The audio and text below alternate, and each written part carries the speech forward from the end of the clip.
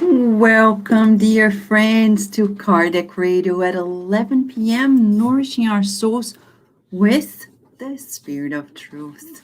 The Spirit of Truth is this wonderful book, a book, a book that was published in 1961. Several spirits came through two mediums, so it's a very interesting book because two mediums, several spirits, came to tell us about the gospel according to Spiritism. There are messages in the book, The Gospel According to Spiritism by Kardec, that were published, of course, in 1864, but they were actually brought to life in 1861. So 100 years later, Emmanuel, André Luiz, Hilário Silva, Professor Ibs Barçanufo, Bezerra de Menezes, Meimei, many others come to tell you and I about a new life. Friends, believe there will be a day that this will be everybody's daily bread. For now, you and I are cherishing this banquet of nourishment, and we are being called to share it. You and I are being called to share this good. So if you're watching this right now or on demand, receive our hug. Our hug. Let's be together. I see here, friends. Rihanna, Sol, big hug to you. And more friends who are connected, and let us feel ourselves in this current of light. The world is progressing. We know it's being shaken up because we're cleaning up. It's clean up time. Yes, what is bad is becoming evident. What is good is becoming stronger. And today, Emmanuel, Chico Xavier's mentor, comes to us, right, Carol? Together, comes to us to talk about the wall of time. It's not the wall that separates people. No, it's a different wall. Wall of time. You want to know what it is? I know you do. You say, of course, Vanessa, sorry. I'm getting the gospel here. Let us go, before we read Emmanuel's message, let's go to the gospel according to Spiritism. And stay tuned, because today it's about the wall of time. And Emmanuel was inspired in a particular message of the gospel according to Spiritism, chapter 18. Chapter 18 is titled, Many are called, but few are chosen. Well, many are called, everybody's called, but who chooses? I choose, you choose. And in the gospel according to Spiritism, there is this statement. It's not only a statement, it's a reporting of Jesus' message as in Matthew chapter 7, verse 13. Enter, Jesus said, enter. He's saying, enter here in our Facebook at the Cardiac Radio. Come on, enter through the narrow door. For the door to perdition is wide, and the path leading to it is broad, and there are many who enter through it. How small is the door to life? How narrow is the path that leads to it, and how few there are who find it. All right. This is the gospel. Kardec brings that quote and develops, and Emmanuel comes and expands it. Ready? What is the wall of time? I think I've never read anything like this. Emmanuel begins by saying the following. In referring to the Master's similar statement, Let us not forget that every door is a passage embed on any construction, separating two places, providing free passing between them. Thus, the door is an architectural piece found in fortifications, walls, vehicles, allowing in all cases frank passage. And the doors referred by Jesus, what structure do they fit in? Undoubtedly, the narrow door and the wide door belong to the wall of time, situated in front of all of us. The narrow door reveals the spiritual hit that allows us to march on the evolutionary path with the right use of the hours. The wide door expresses the inner imbalance with which we are forced into the pain of repair with pitiful losses of time. Below the wall is the past and the present. Beyond the wall, the future and eternity. From here, the sowing of today. From there, the harvest of tomorrow. The crossing of one of these doors is mandatory action for all creatures. Wide door is an entry to illusion, and the exit is readjustment. The narrow door is the exit from error and the entrance into renovation. The current moment is the choice of the door, narrow or wide. The minutes have particular values as we cross the passage through the door of service and difficulty or through the door of deceptive whims.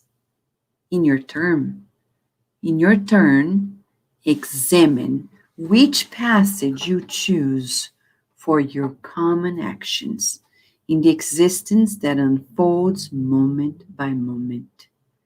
For millennia, we have been travelers coming and going through the wide doors into the addiction circles that we forged ourselves. Enthralled in transitory authority and subdued possession, physical beauty and demeaning egocentricity. Therefore, let us renew ourselves in Christ, following him in the blessed lessons from the narrow door, blessing the obstacles of the march, preserving joy and hope in the conversion of time into gifts of the greater happiness. This is Emmanuel. Emmanuel. I'll show the picture. I have Emmanuel right here. Yeah, he's right here next to me. Right? We wish. But here he is, and I'm opening up. Okay, hold on a second. Where is Emmanuel? Right here. I want to show the pictures to those who don't know Emmanuel. Take a look, please, and see. Yes, ambassador of Jesus. That's how we feel about him. Twice for you and for me, the ambassador of Jesus Christ, wall of time. Now, you and I, let's talk about it. He redefines. I've never read anything like this, an interpretation about Jesus' teaching like this. He says, what is this wall that Jesus is talking about? If any wall is a passage between one thing to another, what is he talking about? So, going through a wall, what's the point of going through a wall, right? So let us go back here. Emmanuel is genius in this text. And he says to us, and I'm opening again, so we can go through the details of the message. First, he says, the master. In this message, he's saying in the very first paragraph, master. He's saying, Jesus is your master, my master. Is he the master? I don't know. Because many people may go by their lives without feeling that Jesus is their master. Is he the master? What does it mean to have Jesus as a master? Is Jesus your master? Is Jesus your master? Good question. Does it make a difference? Of course. If you have a personal trainer and you consider that person a personal trainer, what are you going to do? Not only you're going to pay that person, but you're going to follow through. If you have a teacher, you're going to follow through the teacher. Now, if I have a master, I will follow the master. Question, is he your master? Because it makes a difference. You need to make a decision. I need to make a decision. Particularly, I'm not talking about myself, but give me an example. Years ago, let's say decades ago, in this life, I said, oh, I follow Jesus. I like Jesus. I agree with Jesus. But I don't remember feeling back then when I was younger, oh, Jesus is my master. No, I confess, no, I didn't. I never said that. Though raised in a Spiritist family, I don't recall people inviting me to embrace Jesus as my master. Because if we don't reason it, it's not dogmatic. Oh, believe in Jesus, but who is he? Emmanuel is saying he's a master. He's here to teach us. What does a master do? He masters something. He's the expert. In what? What is he expert of? In everything about life. Everything. Any and every subject of the earth, he knows everything. How do I know? He formed the planet Earth with a group of Christ-like spirits. Let's read the book On the Way to the Light, as you know. So Emmanuel is reminding us and inviting you and I today to embrace Jesus as our master. You don't have to, but we need to revisit who he is. When the earth didn't exist, Jesus was already Christ, a Christ spirit, perfectly synchronized with God, capable of forming our planet before we were even here. So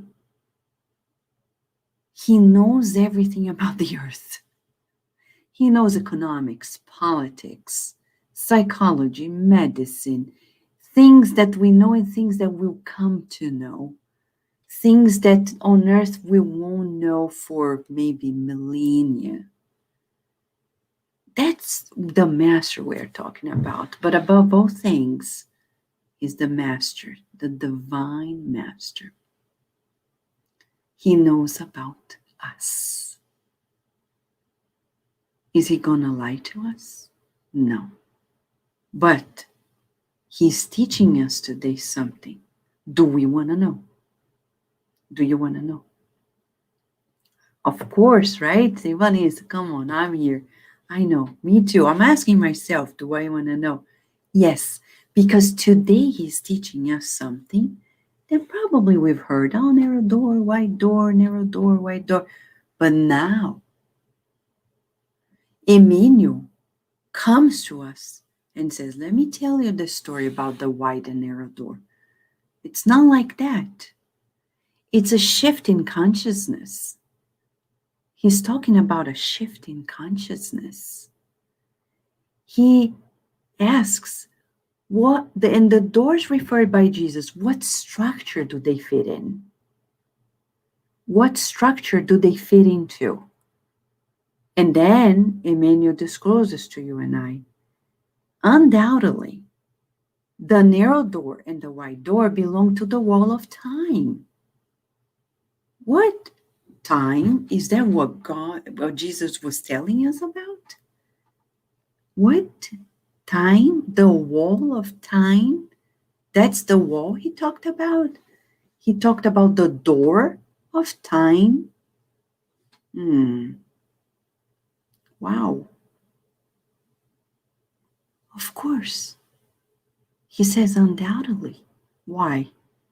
Because it's obvious. He's saying the white door is the door we already know. That's why it's also wide. Because we've been there, done that, coming in and out, in and out, in and out, in and out, in and out, life after life, life after life. That's why it's wide. Because we've been there, and we would say, as Mentor Joseph, so funny. He's so funny. He's saying to me right now, he's saying to all of us, and we brought many people with us. That's why it became wide, because we had to bring many people, the legion, right? In and out, in and out, life after life after life after life. And the narrow door, the door we attempt to go, but it's too tight, too much discipline. Some people tell me, oh no, this thing of discipline. I want to be a medium, Vanessa, but I don't want to study that hard. Oh, but I can't commit every week. Narrow door. Oh, I love Spiritans, but I don't have time for this because my life is so busy. My family commitments are many. Well, oh, but I want to do 10,000 things. And then, how will we, in some way, going to go through a new pathway if we don't discipline ourselves? The narrow door, says Emmanuel, reveals the spiritual hit that allows us to march towards evolution with the right use of the hours. That's it. The narrow door is about choice, the choice of our minutes. How do we do it? It's so beautiful, right? But we need to be practical. Every minute. The popular saying goes like, the devil is in the details. But Mentor Joseph says perfection is in the details. When we look at a sculpture, what makes it masterful is in the details. A painting, any good works. Look at children's writings. It's in the details. Drawings. When we clean our home, but we go through the details, it changes. Sometimes you have one corner a little bit that is the picture is distorted. If you fix that tiny thing, boom. So you and I are being asked to revisit the use of our hours in the details. How so? The details of our thoughts and feelings, words and actions. Thoughts, feelings, words, and actions. How so? For example, let's say I'm cooking. That's the narrow door. Wide door, narrow door. Cooking. Thinking about the problems that I'm going through. So I am there chopping the onion. Oh my gosh. I still need to do this. I need to do that. And I'm chopping. And thinking of my problems. Wide door. Narrow door. Chopping the onions, breathing in and out mindfully. So good to be able to chop the onions because there are people who do not know how to do it or can't. And I bless this moment. And I wish that each hit of the knife on the onion brings harmony. That when people eat this onion, so I am inside of my mind visualizing. It could be images, could be words, could be singing.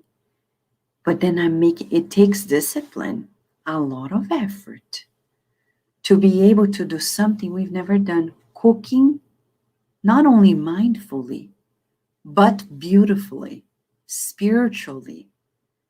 This is the narrow door. Another example, you're working and then you're in front of a computer and you're tired and you're like, oh, let me just browse through my Facebook. Ah.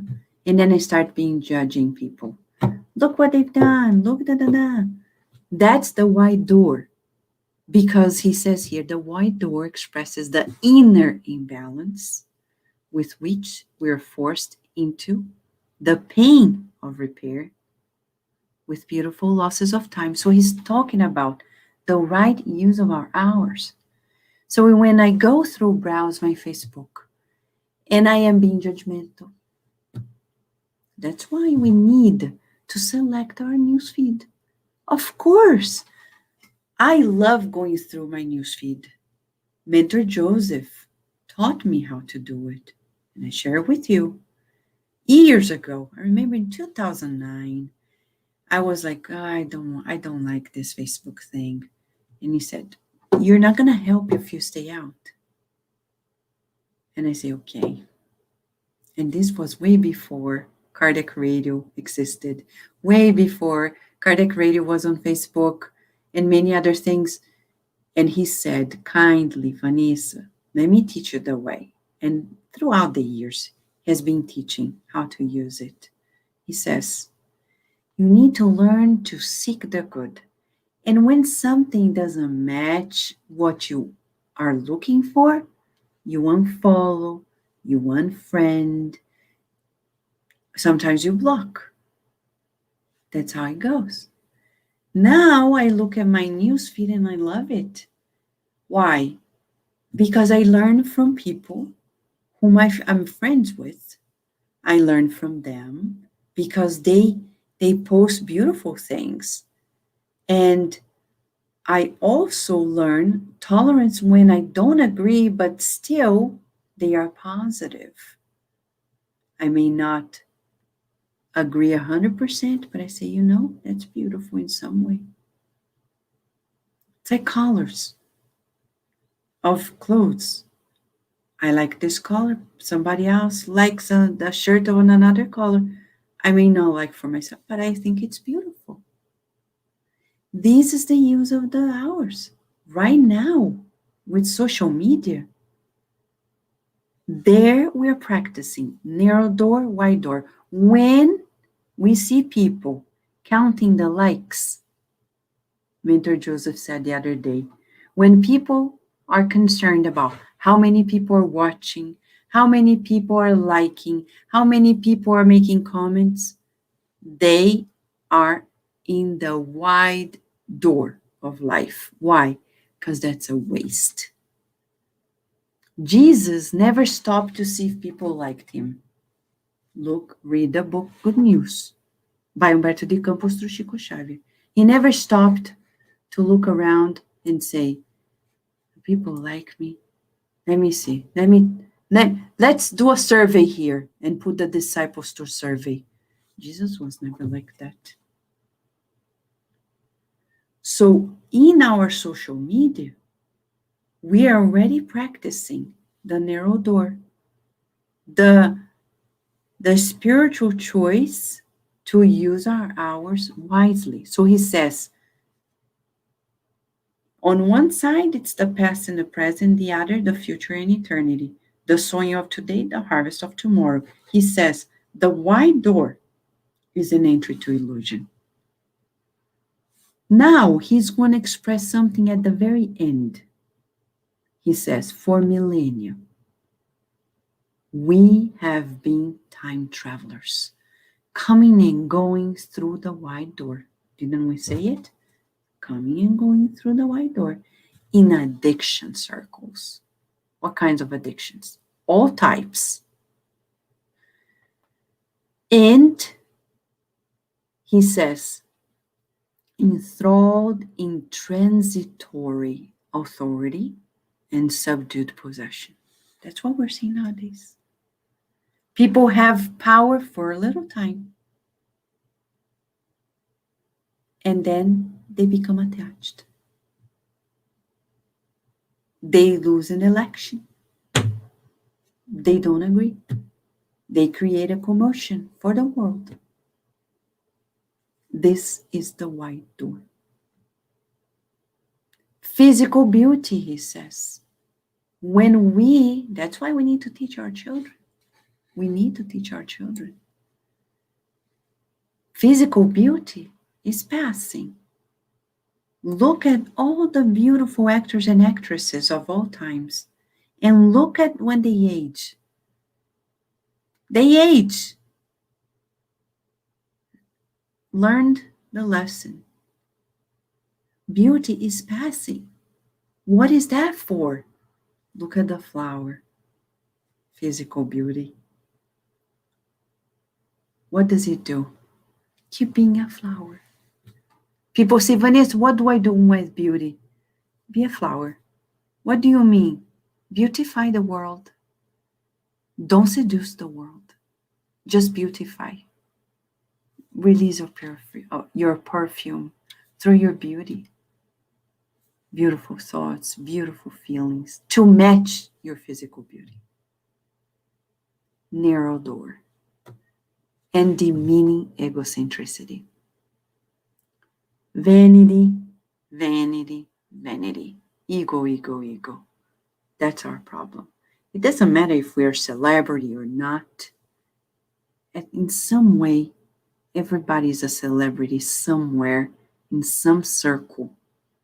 Yes, sometimes there are people whom I see who are very poor, but they have influence over their family members and their community.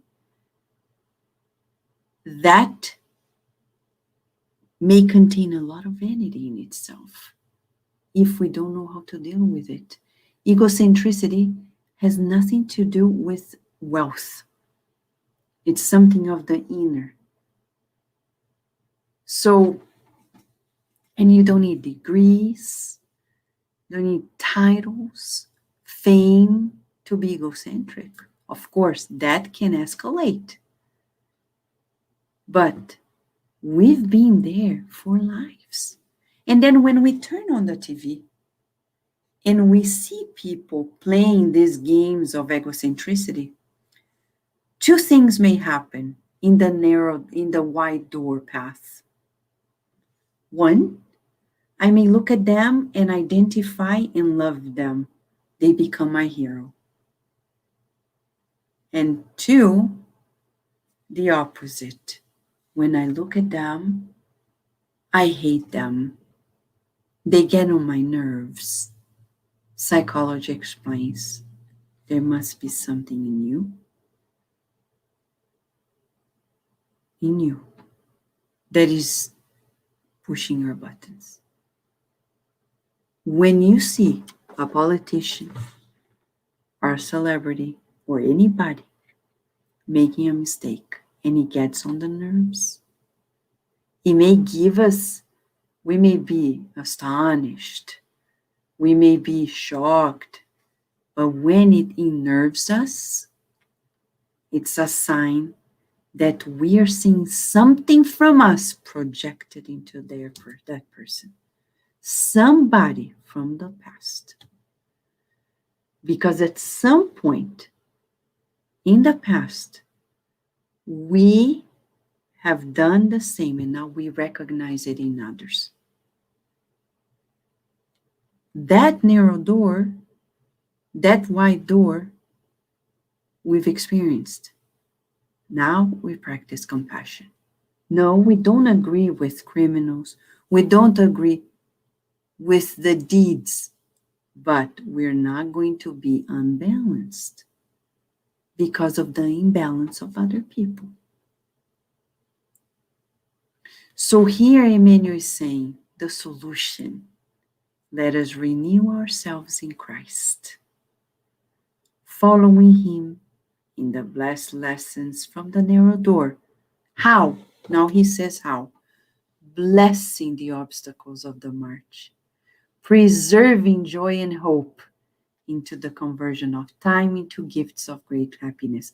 That's it. He says, blessing the obstacles. So he's saying, in the next 24 hours, you and I are going to practice this exercise. Obstacles show up, we're going to bless.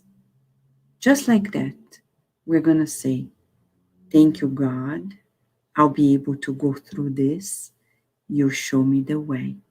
And I will preserve your joy and the hope because I know everything shall pass. So I say, bless this moment. I bless this moment in the name of God, and everything shall pass.